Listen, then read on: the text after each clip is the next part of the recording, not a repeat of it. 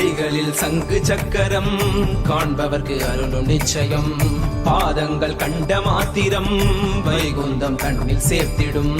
நின் திரு மஞ்சனம் காண 1000 கண்கள் வேண்டுமே. பாதாதி கேச அழகினை பாடிட வார்த்தை வேண்டுமே. தேவாதி தேவராஜனே உன் திருவடி நிழல் போதுமே. அத்திகிரி அருளாளனே உன் திருவடி நிழல் போதுமே.